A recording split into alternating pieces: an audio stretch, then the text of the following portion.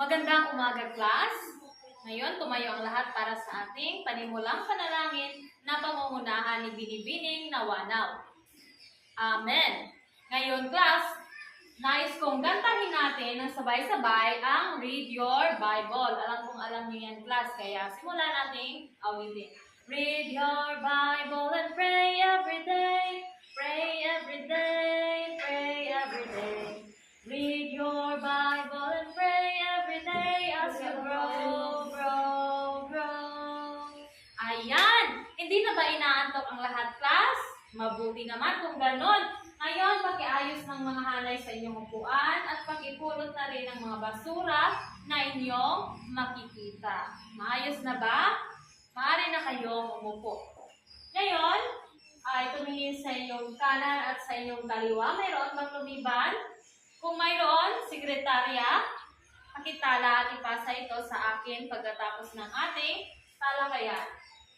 Ngayon, class, may tanong ako. Sino pa ba sa inyo dito ang nakaalala pa sa ating mga nakaraang aralin? Sige, Gundaw. Tama, ito ay tungkol sa kahalagahan ng panitikan. Ngayon naman ay magkakaroon tayo ng panibagong aralin. Ngunit bago ko ito sa inyo ilahad, ay mayroon muna akong inihanda dito mga larawan at inyong isipin kung ano nga ba ang nais ipahiwatig dito na may konektado rin sa ating panibagong topiko.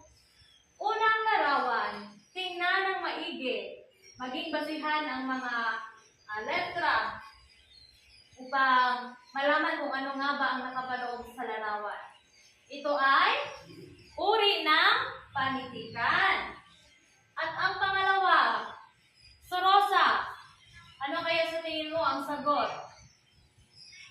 Tama, ito ay anyo ng panitikan, class. Ngayon, sa tingin ninyo, ano kaya ang panibago nating aralin? Nawanaw? Tama, ito ay tungkol sa anyo at uri ng panitikan. Ngayon, class, kapag sinasabi nating panitikan, ito ay malawak. So, ayan ang ating tatalakayin ngayong araw. At narito muna ang ating mga layunin. Ayan. Basahin ninyo ng sabay-sabay. 1, 2, 3, simulan. Okay, maraming salamat, class.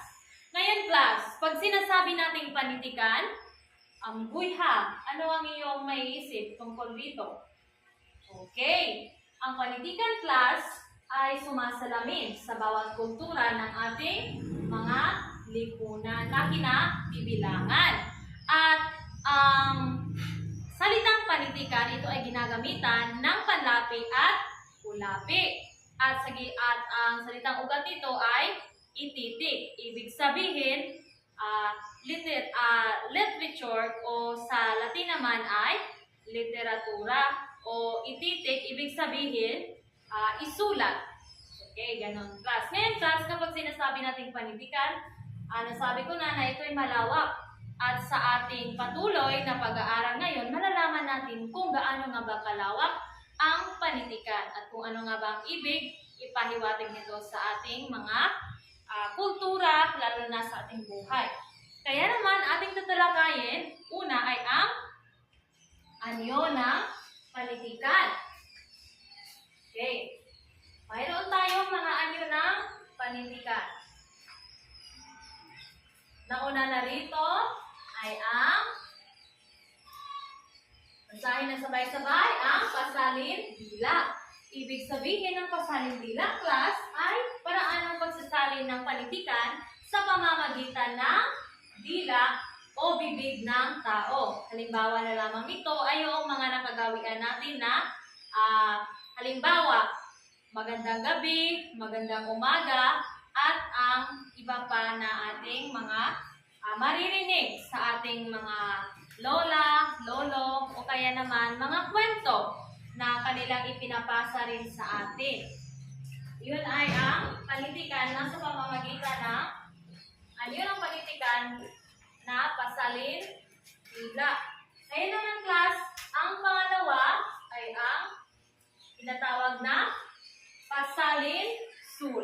Ibig sabihin, ang panitikan na ito ay isinusulat. Ayun naman class, pumunta na tayo sa pangatlo. Ito ay ang pasalintroniko. Ibig sabihin nito class ay, ano nga ba? Ito yung pagsasalin ng panitikan sa pamamagitan ng mga teknolohiya o makabagong mga teknolohiya na umuusbong sa kasalukuyan na panahon. At ang panghuli naman class ay ang pinakapayak na paghahati ng panitikan. Ang mga payak na paghahati na ito ay ang fiction at the fiction. Isa ito sa anyo ng panitikan. Kapag sinasabi natin fiction, ito ay hindi nangyayari sa totoong buhay. At ang the fiction naman ay nangyayari ito. Ibig sabihin na ang fiction ay hindi nangyayari sa totoong buhay at ang the fiction naman ay nangyayari sa totoong buhay. So ayan ang anyo ng panitikan. Una ay ang pasalindila, pasalinsulat, pasalintroniko, at ang dalawang payak na paghahati ng panitikan, ang fiction at ang the fiction. Ngayon naman class, kung mayroon itong anyo, kung mayroon itong anyo ng panitikan, mayroon ding mga uri ng panitikan. Okay, so narito ang mga uri ng panitikan.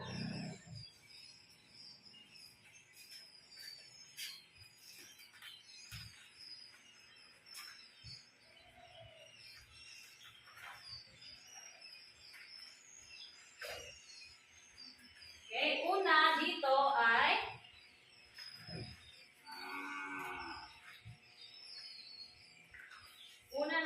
ay ang patula. Ano kaya ang patula class? Ito ay ang panitikan na may sukat at tugma. So ito yung mga akdang tula.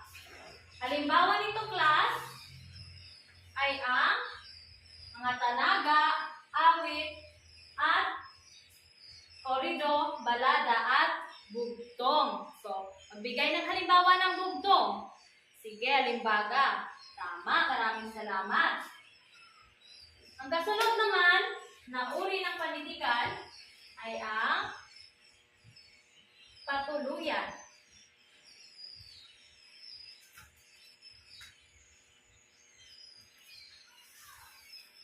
At ang isa sa mga halimbawa nito ay ang parabola, pabula, mito, at maikling kwento o halimbawa ng alamat.